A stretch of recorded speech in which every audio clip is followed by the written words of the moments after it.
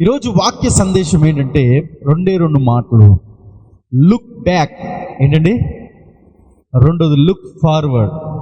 రెండోది ఏంటమ్మా తెలుగులో వెనక్కి చూడండి, రెండోది ముందుకు చూడండి. ఏంటిది వెనక్కి చూడాలి, ఏంటిది మనం ముందుకు చూడాలి అనే వాక్యాన్ని మనం ధ్యానిద్దాం. ఈ చేతుల్లో పరిశుద్ధ గ్రంథములు తీసుకునండి. సమూయేలు మొదటి గ్రంథం 12వ అధ్యాయం 24వ వచనం. సమూయేలు మొదటి గ్రంథము 12వ అధ్యాయము 24వ వచనం. ఆయన మీ కొరకు ఎన్ని గొప్ప కార్యములు చేసినో అది మీరు తలంచుకొని మీరు యెహోవా యందు భయభక్తులు కలిగి నిష్కపటులై పూర్ణ హృదయముతో ఆయన సేవించుట ఆవశ్యకము. చాలండి. లుక్ బ్యాక్, వెనక్కి చూడండి. ఏంటిది మనం వెనక్కి చూడాల్సింది అని బైబిల్ సెలవిస్తున్నట్లయితే, ఆయన మీ కొరకు గడిచిన 2025 సంవత్సరంలో ఎన్ని గొప్ప కార్యములు చేసినో అది మీరు తలంచుకొని దేవునిని సేవించండి. దేవునికి స్తోత్రం. గడిచిన 2025 సంవత్సరంలో దేవుడు మన జీవితంలో ఎన్నో మేలులు చేశాడు, ఎన్నో గొప్ప కార్యాలు చేశాడు, ఎన్నో అద్భుతాలు చేశాడు, ఎన్నో ఆశ్చర్యకార్యాలు చేశాడు, ఎన్నో మేలులు చేశాడు. మనకు ఊహ అందని కూడా గొప్ప కార్యాలు మన దేవుడు 2025 సంవత్సరంలో చేశాడు. వాటిని మనము జ్ఞాపకము తెచ్చుకొని, వాటిని ఒక్కసారి తలపోసుకొని ఈ 2026వ సంవత్సరంలో దేవునికి మనము కృతజ్ఞతలు చెల్లించాలి. దేవునికి స్తోత్రం. హల్లెలూయా. ఈరోజు మనము 2026వ సంవత్సరంలో సజీవంగా ఉన్నాము అనంటే, బ్రతికి ఉన్నాము అనంటే, ఇలా దేవాలయములో మనసారా దేవుని స్తుతించగలుగుతున్నాము అనంటే, ఇది మన శక్తి వలనో, భక్తి వలనో, మన జ్ఞానం వలనో, మనకున్న బలము వలనో, మనం తీసుకుంటున్న జాగ్రత్త వలనో కాదండి. 2026వ సంవత్సరంలో మనం అడుగు పెట్టాము అనంటే ఇది కేవలము దేవుని యొక్క మహాకృప. దేవునికి స్తోత్రం. కాబట్టి మనం ఒకసారి వెనక్కి చూద్దాం. వెనక్కి అంటే 2025 సంవత్సరంలో దేవుడు మన జీవితంలో ఎన్ని మేలులు చేశాడండి, ఎన్ని గొప్ప కార్యములు చేశాడండి. 103వ కీర్తనలో ఉంటుంది. ఏంటో తెలుసా అండి? నా ప్రాణమా యెహోవాను సన్నుతించుము, నా అంతరంగమున్న సమస్తమా ఆయన పరిశుద్ధ నామమును సన్నుతించుము. నా ప్రాణమా యెహోవాను సన్నుతించుము, ఆయన చేసిన ఉపకారములలో దేనిని మరొకము. దేవునికి స్తోత్రం కలుగునుగా. ఎంత అద్భుతమైన మాట. వెనక్కి తిరిగి చూసినట్లయితే దేవుడు మన జీవితంలో ఎన్నో మేలు చేశాడు, ఎన్నో గొప్ప కార్యాలు చేశాడు, ఎన్నో ఉపకారములు చేశాడు. కాబట్టి మనం ఈ సంవత్సరంలో చేయవలసింది ఏంటంటే దేవుని స్తుతించాలి, దేవునికి కృతజ్ఞతలు చెల్లించాలి. గడిచిన సంవత్సరంలో దేవుడు మనకు చేసిన మేలు మనం ఒక్కొక్కటిగా జ్ఞాపకం చూసుకుంటే, ప్రాముఖ్యమైనవి చెప్తాను, జాగ్రత్తగా వినండి. దేవుడు మనలను సజీవంగా ఉంచాడు. దేవునికి స్తోత్రం. ఎందుకు సజీవంగా ఉంచాడు అని చెప్తున్నాము అనంటే, గడిచిన 2025వ సంవత్సరంలో మనకు తెలిసిన వారు, మన తోబుట్టువులు, మన మిత్రులు, మన బంధువులు కావచ్చు, మన శ్రేయోభిలాషులు కావచ్చు, ఎంతో మంది గడిచిన 2025 సంవత్సరంలో గతించిపోయారు. ఈ లోక యాత్రను విడిచిపెట్టి వెళ్ళిపోయారు, వారి జీవితాలను ముగించేశారు. అయితే వారికంటే మనం ఏమాత్రము గొప్పవారము కాదు, వారికంటే మనం ఏమాత్రము యోగ్యులము కాదు, వారికంటే ఏమాత్రము శ్రేష్ఠులము కాకపోయినప్పటికీ దేవుడు ఇంకా మన పట్ల కృప చూపించి 2026వ సంవత్సరంలో తీసుకొచ్చాడు. గల కారణం ఏంటో తెలుసండి? దేవుని యొక్క ప్రణాళికలు మన మీద ఇంకా ఉన్నాయి, దేవుని యొక్క ఉద్దేశాలు మన మీద ఇంకా ఉన్నాయి. కాబట్టి దేవుడు మనలను మరణమునకు అప్పగించకుండా సజీవంగా 2026లో తీసుకొని వచ్చేసాడు. దేవునికి స్తోత్రం. హల్లెలూయా. లూకాసు వార్తలో ఒక ఉపమానం ఉంటుందండి. యేసుక్రీస్తు ప్రభువు వారు చెప్పిన ఉపమానం ఏంటో తెలుసండి? ఆ ద్రాక్ష తోటలో ఒక అంజూరపు చెట్టు ఫలించకపోతే, అయితే ఆ యజమాని ఏం చెప్తాడో తెలుసా? ఈ చెట్టును తీసివేయండి. ద్రాక్ష తోటలో ద్రాక్ష గెలలన్నీ కూడా ఫలిస్తే కనబడతా ఉంటే, ఈ అంజూరపు చెట్టు మాత్రం ఫలించట్లేదు కాబట్టి తీసివేయండి అని అంటే, ఆ తోట యజమాని లేకపోతే తోట కాపరి ఆ తోటమాలి ఏమంటాడంట, అయ్యా ఈ సంవత్సరము కూడా ఉండనేమో, దీనికి నేను ఎన్ని జాగ్రత్తలు తీసుకోవాలో అన్ని జాగ్రత్తలు తీసుకుంటానయ్యా, తవ్వుతానయ్యా, ఎరువు వేస్తానయ్యా, నీళ్లు పెడతానయ్యా, కాబట్టి ఈ సంవత్సరము కూడా ఉండనిమ్ము అని అన్నప్పుడు ఆ యజమాని, సరే నువ్వు అంటున్నావు కాబట్టి ఈ సంవత్సరము కూడా ఈ అంజూరపు చెట్టును ఉండనిస్తానన్నాడు. దేవునికి స్తోత్రం. మరి గడిచిన సంవత్సరంలో దేవుని మనం ఎంతో బాధ పెట్టాం, దేవుని ఎంతో విసిగించాం, ప్రార్థనను మానేసాం, పరిచర్యను మానేసాం, దేవుని యొక్క మందిరానికి రావడం మానేసాం. ఎంతో దేవునికి ఇబ్బందికరంగా ఉన్నప్పటికీ కూడా మనల్ని దేవుడు ప్రేమించి, సరే ఈ సంవత్సరం చూద్దాం బ్రదరు సిస్టరు ఎలా ఉంటాడో, ఎలా ఉంటుందో, ఈ సంవత్సరం అవకాశం ఇద్దాం, ఈ సంవత్సరంలోనే నా మాట వింటాడేమో, ఈ సంవత్సరంలో క్రమంగా మందిరానికి వస్తాడేమో, ఈ సంవత్సరంలో పరిచర్లో పాలు పంచుకుంటారేమో, ఈ సంవత్సరమైన బాప్తిజం తీసుకుంటుందేమో అని దేవుడంట కేవలం మన పట్ల తన కృప చూపించి ఇంకొక అవకాశాన్ని మనకి ఇచ్చాడు. కాబట్టి 2026 సంవత్సరానికి మనము సజీవ రెక్కల కిందకుండా వచ్చేసాం. దేవునికి స్తోత్రం కలుగును గాక. ఒకసారి ఒక వాక్యం చదువుకుందాం. 116వ కీర్తన, చేతిలో పరిశుద్ధ గ్రంథంలో తీయండి. 116వ కీర్తన 8వ వచనాన్ని మనం ఒకసారి చూద్దాం. మరణము నుండి నా ప్రాణమును కన్నీళ్లు విడవకుండా నా కన్నులను జారిపడకుండా నా పాదములను నీవు తప్పించి ఉన్నావు. సజీవులున్న దేశంలో యెహోవా సన్నిధిని నేను కాలము గడుపుతుంది. దేవునికి స్తోత్రం కలుగును గాక. ఈ 116వ కీర్తన మొదటి నుండి 9 వచనాలు మనం చదివినట్లయితే భక్తుడు ప్రార్థిస్తూ అంటున్నాడు. ఏమంటాడు తెలుసా? మరణము నుండి నా ప్రాణము, కన్నీళ్లు విడవకుండా నా కన్నులను, జారిపడకుండా నా పాదములయ్యా నువ్వే తప్పించావు. అనగా మరణం అవ్వాల్సింది నేను 2025 సంవత్సరం, కానీ నాయన ఆ మరణము నుండి నన్ను తప్పించి నన్ను సజీవంగా తీసుకొని వచ్చి. మీకు విషయం తెలుసా అండి, 2025 సంవత్సరం అంటండి అది మరణకరమైన సంవత్సరం అని లెక్కించారండి. ఎందుకంటే ఎక్కువ మంది చనిపోయింది 2025 సంవత్సరం. ఫ్లైట్లో ప్రయాణం చేసిన వాళ్ళు ఒక అమాంతంగా చనిపోయారు, రైలు ప్రయాణం చేసిన వారు అమాంతంగా చనిపోయారు, బస్సులు కాలిపోయాయి ఏమండి, ఎన్నెన్ని జరిగాయో తెలుసండి. చాలా మంది చనిపోయారు. విచారకరం ఏంటంటే పేరుగాంచిన గొప్పగా వాడబడే సేవకులు 2025 సంవత్సరాన్ని గతించిపోయారు. ప్రవీణ్ పగడాల గారు, పొట్టి జోసెఫ్ గారు, ప్రకాష్ గంటెల గారు, ఇంకా చాలా మంది సేవకులు, పేరుగాంచిన సేవకులు కూడా 2025 సంవత్సరంలో గతించిపోయారు. అయినా దేవుడు మనల్ని సజీవంగా ఉంచాడంటమ్మా.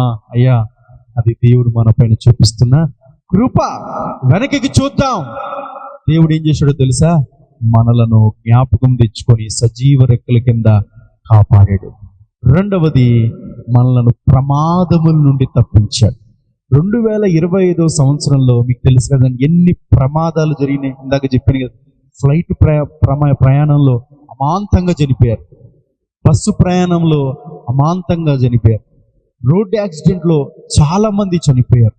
ఇలా చనిపోయిన వారి సంఖ్యలో మనం ఆలోచన చేసినట్లయితే మనలో చాలా మంది రోడ్డు ప్రయాణాలు చేసిన వారు ఉంటారు, కొంతమంది ఫ్లైట్ ప్రయాణం చేసిన వారు ఉంటారు. కానీ అలాంటి ప్రమాదంలో దేవుడు మనల్ని చేర్చకుండా ఆ ప్రమాదం నుండి దేవుడు మనల్ని ఏం చేశాడమ్మా? తప్పించాడు. 2025 సంవత్సరంలో ప్రమాదముల నుండి దేవుడు మనల్ని తప్పించాడు గనుక అందును బట్టి మనం దేవునికి కృతజ్ఞతలు చెల్లించబద్దులమై ఉన్నాం. ఈ గడిచిన ఈ డిసెంబర్లో కొన్ని చోట్ల సువార్తను, క్రిస్మస్ సందేశాన్ని అందించడానికి వెళ్ళానండి. ఆ వెళ్ళినప్పుడు ఇక్కడ నరసాపురం నుంచి వస్తూ ఉన్నాం. క్రిస్మస్ వాక్యం చెప్పి అర్ధరాత్రి 12:30కు బండి వేసుకుని వస్తూ ఉన్నాను. నేను చిన్నప్పుడు అనుకునేవాడినండి, చిన్నప్పుడు కాలేజ్ చదువుతున్నప్పుడు, పాస్టర్ గారికి కారు అవసరమా? ఏంటమ్మా కారు అవసరమా? కారులో రావాలా, సైకిల్ మీద రాకూడదా? నేను తెలియక అనుకునేవాడిని. నేను సేవకుడు ఎంత నాకు అర్థమైంది. దేవునికి స్తోత్రం కలుగునుగా. నరసాపురం నుంచి వాక్యం చెప్పి వస్తూ ఉంటే మీరు నమ్మండి, బండి మీద వస్తున్నాను, అక్కడ ఎదురుగా ఉన్న ఆ కుర్చీ ఉంది చూడండి, అది నాకు కనబట్ల. కుర్చీ అంటే రోడ్డు ప్రయాణం చేసినప్పుడు నాకు కనబట్ల. చాలా మెల్లగెళ్ళి రేజ్ చేస్తూ వెళ్తున్నా కూడా నాకు ఎదురుగా రోడ్డు కనపట్లేదండి. కారణం ఏంటంటే మంచుతో, పొగ మంచుతో నిండిపోయిందండి. ఒకవేళ కారు వెళ్ళినా కొద్దిగా కనబడుతుందేమో కానీ ఇంకెక్కువ కనబడదు. అలాంటి పరిస్థితులు. నేను ఒకటే ప్రార్థన చేశాను, ప్రభువా క్షేమకరమైన ప్రయాణాన్ని ఇస్తే సేవలో ముందుకు వెళ్తాను ప్రభువా, నీ చిత్తము ప్రభువా అని ప్రార్థన చేసుకుంటూ చక్కగా వచ్చేసానండి. దేవునికి స్తోత్రం కలుగును గాక. నిజమండి, ఆ టైంలో వెనకల పెద్ద లారీ వచ్చింది అనుకోండి, ఆడికి కనబడదు ఎదురేముందో. స్పీడ్గా వాహనాలు ఏం చేయలేమండి ఆ టైంలో. కొన్ని వీడియోస్ చూసిన తర్వాత ఏంటో మంచులో ఒక కారు వెనకాల యాక్సిడెంట్ చాలా అయినాయండి. కానీ దేవుడు ఆ క్రిస్మస్ సందేశాన్ని అందించిన తర్వాత నిజంగా అసలు మంచులో కనబడకపోయినా సజీవంగా తీసుకొచ్చాడు. అనగా 2025 సంవత్సరంలో మనలందరినీ కూడా అమ్మ ప్రమాదముల నుండి తప్పించాడు. అందుకు మనము దేవుని స్తుతించబద్దులమై ఉన్నాం. దేవునికి స్తోత్రం కలుగును గాక. వెనక్కి చూద్దాం. వెనక్కి చూసినట్లయితే దేవుడు మనలను మరణము నుండి తప్పించాడు, ప్రమాదముల నుండి తప్పించాడు. మూడవదిగా ఎన్నో మేలులు చేశాడు. ఏం చేశాడమ్మా? ఎన్నో మేలులు చేశాడు. ఆ మేలుల్లో మీ అందరికీ తెలిసి ఎన్ని మేలు చేశాడు. ఆ మేలుల్లో ఒక మేలు ఏంటంటే దేవుడు మనలను ఆరోగ్యంగా 2026 సంవత్సరాన్ని తీసుకొచ్చేసాడు. దేవునికి స్తోత్రం. చూడండి, 2025 సంవత్సరంలో చాలా మంది అనారోగ్యం చేత ఐసీయూలో ట్రీట్మెంట్లు తీసుకొని చనిపోయారు. మనలో ఎవరైనా 2025 సంవత్సరంలో ఐసీయూ అంత స్థితికి వెళ్ళిన వారు ఎవరైనా ఉన్నారా? బహుశా ఐసీయూ. దేవునికి స్తోత్రం. ఐసీయూ నుండి అట్నుంచి చాలా వరకు ఐసీయూకు అనగా ఇంటిగ్రేట్ ఆ పరిస్థితికి వెళ్ళారు అని అంటే 50-50 ఛాన్సెస్. సీరియస్. దేవునికి స్తోత్రం. అంటే 50-50 ఛాన్సెస్. అలాంటి ఐసీయూ నుండి ఇంకా క్షేమంగా వచ్చాము అని అంటే అది దేవుని యొక్క కృపే.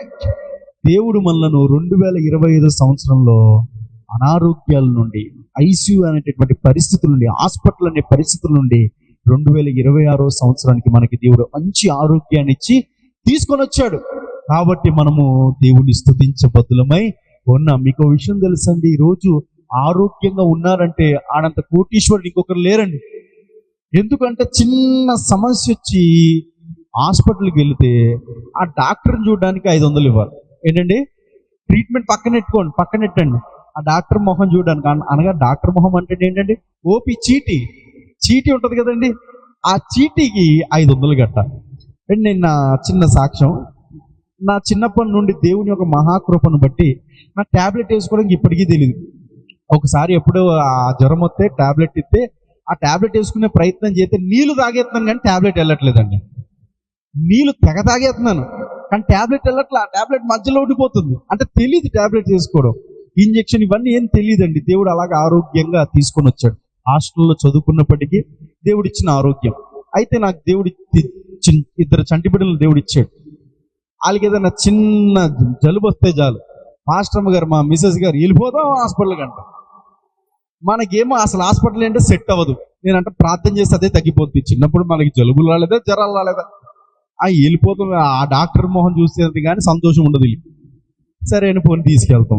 డాక్టర్ తీసుకెళ్ళి ఆడికి ఒక 500, డాక్టర్ గారికి ఓపిక 500, ఆ జలుబులకి ఏదో మెడిసిన్. తిరిగి వచ్చేసరికి ఎంతో ఒక 1500 2000 సమర్పించుకొని రావాలి. అదే ప్రార్థన చేస్తే ఫ్రీ కదండి. దేవునికి స్తోత్రం. మీరు డాక్టర్ దగ్గర తీసుకెళ్ళడానికి ఇష్టపడతారు కానీ దైవజనుల దగ్గరికి అసలు ఒక ప్రార్థన చేయించుకొని వెళ్దాం అని ఒక మాట విశ్వాసంతో వస్తారా ఎవరైనా? ముందు రావాలి దైవజనుల దగ్గరికి వచ్చి ప్రార్థన చేసుకోండి. ఆ తగ్గింది అనుకోండి, హాస్పిటల్ ఖర్చు మిగులుతాయి కదండి. ఆ మిగిలిన దాంట్లో మీకు తోచింది కానుకేసేయండి. దేవునికి స్తోత్రం కలుగును గాక. రైట్. మనం వెనక్కి చూసినట్లయితే అనేక మేలుల్లో ఒక మేలు, దేవుడు మనలను ఆరోగ్యంగా 2025 సంవత్సరం కాపాడి మంచి ఆరోగ్యాన్ని ఇచ్చి 2026 సంవత్సరానికి తీసుకొని వచ్చాడు. అందుకు దేవుని మనము స్తుతించబద్దులమై ఉన్నాం. అదే ఇందాక మనం చదువుకున్నాం, సమూయేలు మొదటి గ్రంథము 12వ అధ్యాయం 24వ వచనం. ఒకసారి మనం చదువుకుందామా?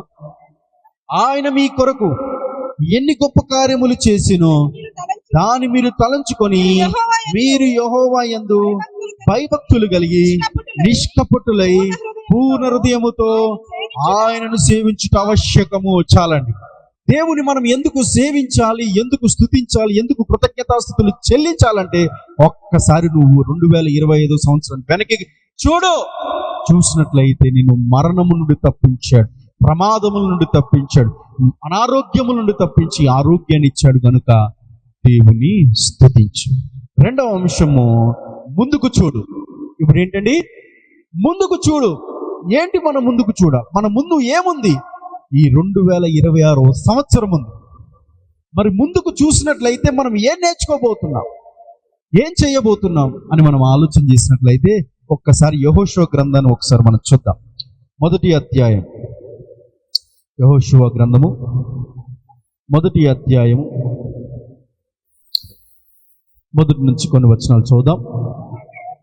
యెహోవా సేవకుడైన మోషే మృతి నొందిన తర్వాత యెహోవా నూను కుమారుడు మోషే పరిచారకుడైన యెహోషువకు ఇలాగు సెలవిచ్చెను, నా సేవకుడైన మోషే మృతి నొందెను, కాబట్టి నీవు లేచి నీవును ఈ జనులందరూ ఈ యోర్దాను నది దాటి నేను ఇశ్రాయేలుకు ఇచ్చిన దేశమునకు వెళ్ళుడి. నేను మోషేతో చెప్పినట్లు మీరు అడుగుపెట్టు ప్రతి స్థలమును మీకు ఇచ్చుచున్నాను. 5వ వచనం, నీవు బ్రతుకు దినములన్నిటిను ఏ మనుష్యుడు నీ ఎదుట నిలవలేకున్నట్లు నేను మోషేకు తోడయున్నట్లు నీకును తోడయుండుదును, నిన్ను విడువను, ఎడబాయను, నిబ్బరము కలిగి ధైర్యముగా నుండుము. ముందుకు చూద్దాం. ఏంటి ఆ ముందుకు చూసే ప్రక్రియలు అంటే, దేవుడు అద్భుతమైన సంవత్సరాన్ని దేవుడు మన చేతుల్లో పెట్టాడు. దేవునికి స్తోత్రం. అయితే ఈ అద్భుతమైన సంవత్సరంలో మనం విజయపదముగా, ఆశీర్వాదకరముగా, దేవునికి మహిమకరముగా మనం జీవించాలంటే మనం ఈ ముందుకు చూసే ప్రక్రియలో ఎవరిని చూడాలో తెలుసండి? దేవుని మాత్రమే చూడాలి. ఇక్కడ యెహోషువ గ్రంథంలో మనం చదువుకున్న ప్రకారం ఆ కాలంలో మోషే మృతి పొందాడు, లోకయాత్ర విడిచిపెట్టి వెళ్ళిపోయారు. ఇప్పుడు లక్షల మంది ప్రజలు వారు ప్రయాణం కట్టుకొని ముందుకు వెళ్ళాలి. ఈ లక్షల మంది ప్రజలు ప్రయాణము కట్టుకొని ముందుకు వెళ్ళాలంటే వీరు నడిపించే నాయకుడు రావాలి. అలా వారి మధ్యలో ఎవరు నాయకుడు, ఇప్పుడు ఇన్ని లక్షల మంది ప్రజలను ఎవరు నడిపిస్తారు అని ఆలోచనతో ఉన్నప్పుడు నూను కుమారుడైన మోషే పరిచారకుడైన యెహోషువ కూడా కృంగిపోయి అలా ఉండిపోయాడండి. కారణం ఏంటంటే, ఇంతమంది లక్షల మంది ప్రజలను నడిపించడం సాధ్యం కాదు. ఎందుకంటే మోషేనే ముప్పు తిప్పలు పెట్టారు వీళ్ళు. ఎవరు? ఇజ్రాయేలీలు. చూడండి, చాలా మంది సేవ జీవితం అనేది చాలా కంఫర్ట్ అనుకుంటా ఉంటారు. ఎవరైనా మీరు ఇక్కడ నిలబడి సేవ చేసే ప్రయత్నం చేస్తే అప్పుడు మీకు అర్థమవుతుంది, సంఘంలో ఉన్న అన్ని ఆత్మలు అన్ని రకాల చేపలు లాంటివి కాదు, ఒకే రకం చేపలు లాంటివి కాదు. కొన్ని మంచి చేపలు ఉంటాయి, కొన్ని ముళ్ళులు చేపలు ఉంటాయి. ఏంటండి? కొన్ని మంచి చేపలు ఉంటాయి మాట, అవి మనకి మంచి సంతోషాన్ని ఇస్తాయి. కొన్ని ముళ్ళులు చేపలు ఉంటాయి, ఏ ముక్క తీసినా గుచ్చుకుంటది. వీళ్ళతో ఏదైనా ప్రమాదమే. అందరినీ ఒకే తాటికి నడిపించడం సాధ్యం కాదు, అది దేవుడి వలనే సాధ్యం. దేవునికి స్తోత్రం. ఇప్పుడు లక్షల మంది ప్రజలను ముందుకు నడిపించాలి. నడిపించే నాయకుడు ఎవరో అనే ఆలోచనతో ఉన్నప్పుడు దేవుడు అండి యెహోషువతో మాట్లాడు, యెహోషువా లే, నిబ్బరము కలిగి ధైర్యంగా ఉండు, నేను మోషేకు తోడై ఉన్నట్లు నీకు తోడై ఉంటాను, నువ్వు అడుగు పెట్టే ప్రతి స్థలము నీకిస్తాను, నీ ఎదుట ఏ ఒక్కడు కూడా నిలబడకుండా నిన్ను చేస్తానన్నాడు. దేవునికి స్తోత్రం. అది వారికి ఉన్న ముందు సంవత్సరం ఉన్న ఆశీర్వాదం, వాగ్దానం. ఆ మాటతోనండి యెహోషువ ఎంత ధైర్యం తెచ్చుకున్నాడో తెలుసండి, ఎంత బలం తెచ్చుకున్నాడో తెలుసండి. ఇంతమంది లక్షల మంది ప్రజలను ఎవరు నడిపిస్తారని ఎదురు చూస్తున్నప్పుడు దేవుడు యెహోషువని ఏర్పరచుకొని ఏం చెప్పాడు తెలుసు? నీకు నేను తోడుకుంటా, నువ్వు అడుగు పెట్టే ప్రతి స్థలము నీకు ఇస్తాను, నీ ఎదుట ఎవ్వరు నిలబడకుండా నేను చేస్తాను. అయితే ఆశీర్వాదకరముగా, దీవెనకరముగా నువ్వు ఉండాలంటే నువ్వు ఒక పని చేయాలి. ఆ పని ఏంటో ఒకసారి మనం చదువుకొని ముగించుకుందాం. 7వ వచనం.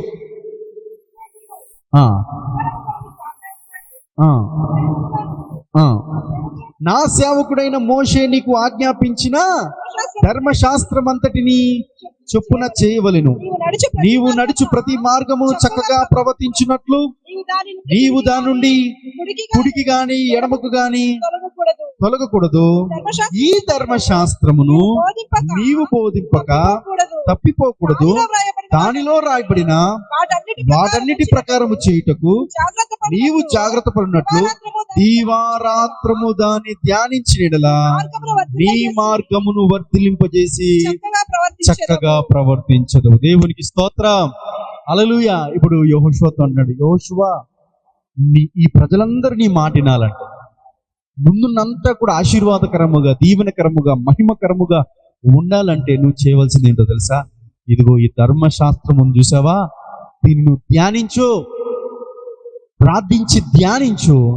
ధ్యానించినప్పుడు నువ్వు ఎలా నడవాలో, ఎలా బోధించాలో, ప్రజలతో ఎలా మాట్లాడాలో, వారిని ఎలా నడిపించాలో అదంతా కూడా ధర్మశాస్త్రములో లిఖించబడి ఉంది. కాబట్టి నువ్వు దీన్ని చదవడం మాత్రమే కాదు, దీన్ని ధ్యానించు. ముందుకు చూద్దాం. ముందుకు దేవుడు ఈ 2026 సంవత్సరం మనకి ఆశీర్వాదకరమైన సంవత్సరంగా ఇచ్చాడు. ఫలించే సంవత్సరముగా దేవుడు మనకి ఇచ్చాడు. మనం ఫలించాలంటే చేయవలసింది ఏంటో తెలుసండి? 2 ప్రార్థన, వాక్యం.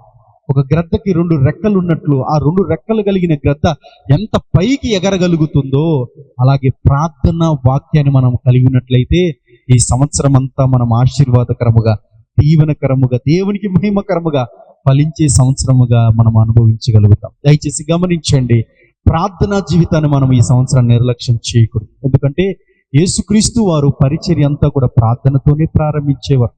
ఆయన ఇంకా చీకటిగా ఉండగానే ఉదయాన్నే లేచి అరణ్యంలోకి వెళ్ళి ప్రార్థన చేస్తూ ఉండేవారంట. అది ఆయనకు వాడుక అంట. అనగా మన జీవితాలు ఈ 2026 సంవత్సరం విజయాలు చూడాలంటే మన జీవితాలు ఎప్పుడు కూడా ఉదయాన్నే లేచి ప్రభుతోనే ప్రారంభించాలి, దేవునితోనే ప్రారంభించాలి. ప్రార్థనతో మన దినాలు మనం ప్రారంభించుకున్నట్లయితే ఆ ప్రార్థన చేసిన ప్రార్థన దేవుడు ఆలకించి మనకి ఏ అవసరత ఉన్నాయో అవసరత అంతా కూడా దేవుడు తీరుస్తాడు. ప్రార్థనతో మనము ప్రారంభించాలి. రెండవదిగా వాక్యాన్ని ధ్యానించాలి. నువ్వు ఈ వాక్యాన్ని ధ్యానిస్తూ ఉన్నప్పుడు ఆ వాక్యంలోనే దేవుడు నీకు అన్ని తెలియజేస్తాడండి. 32వ కీర్తన 8వ వచనంలో ఉంటుంది, ఏమని ఉంటుందో తెలుసా? నీకు ఉపదేశము చేస్తాను, నీవు నడవలసిన మార్గమున నీకు బోధిస్తాను, నీ మీద దృష్టి ఉంచి నీకు ఆలోచన చెప్తాను. అనగా నువ్వు ఏది నడవాలో, ఏం ఆలోచన తీసుకోవాలో ఈ వాక్యం చదివితే ఈ వాక్యంలోనే సమస్తము దాగి ఉంది. నిన్ను ఈ వాక్యం గైడ్ చేస్తుంది. ఏ నిర్ణయం తీసుకోవాలి, ఎలాంటి ఆలోచన కలిగి ఉండాలి, ఎక్కడికి వెళ్ళాలి, ఎక్కడ నడవాలో ఈ వాక్యమే నిన్ను గైడ్ చేస్తుంది. అనగా ఈ వాక్యమే నిన్ను నడిపిస్తుంది. కనుక ఈ ధర్మశాస్త్రాన్ని, ఈ వాక్యాన్ని నువ్వు ధ్యానించాలి. అదే దేవుడు యెహోషువకు చెప్తున్నాడు, ధర్మశాస్త్రాన్ని నువ్వు ధ్యానించు యెహోషువా, నీ ముందుందంతా కూడా ఆశీర్వాదమే. దేవునికి స్తోత్రం. చివరి మాట చెప్పి ముగిస్తాను. దయచేసి గమనించండి, మనము చక్కగా పాటలు పాడొచ్చండి, సైతాను మనల్ని డిస్టర్బ్ చేయడండి. చక్కగా పాటలు పాడుతున్నప్పుడు సైతాను మనలను డిస్టర్బ్ చేయడు. చక్కగా ఆరాధిస్తున్నప్పుడు సైతాను మనలను డిస్టర్బ్ చేయడు. ఏమాత్రం ఇబ్బంది పెట్టాడు సైతాన్. ఓకే, చేసుకోండి. ఆరాధనలో చక్కగా గంతులు వేస్తూ, నాట్యాలు చేస్తూ దేవుని స్తుతించడం మంచిది. అలా చేస్తున్నప్పుడు కూడా సైతాను మనల్ని ఇబ్బంది పెట్టాడు. అయితే సైతాను మనల్ని దేని గురించి ఇబ్బంది పెడతాడో తెలుసా? మోకరిల్లి కన్నీటి ప్రార్థన చేయకుండా చేస్తాడు. మీరు గమనించండి, 100 పాటలు పాడేస్తారు, ఆరాధనలు చేస్తారు, నాట్యం ఆడతారు, ఏం కంగారు ఉండదు సైతానికి. నువ్వు మోకరించి కన్నీళ్లతో ప్రార్థన చేయి, చుట్టుపక్కల ఇబ్బందులు పెట్టేస్తాడు. అదే నువ్వు మోకరించి వాక్యాన్ని ధ్యానించే ప్రయత్నం చేయి, వాడు ఇబ్బంది పెడతాడు. అనగా వాడికి వణుకు ఏంటంటే మోకరిల్లి కన్నీటి ప్రార్థన చేయడమే వాడికి వణుకో. కాబట్టి ఈ సంవత్సరం అంతా కూడా మనం ప్రార్థనకు, వాక్యానికి ప్రాధాన్యత ఇచ్చి దేవుని మహిమపరిచినట్లయితే ఈ సంవత్సరం అంతా దేవుడు మనకు ఆశీర్వాద సంవత్సరంగా ప్రకటిస్తున్నాడు. దేవుడికి స్తోత్రం. దేవుడి వాక్యము దీవించి ఆశీర్వదించును గాక.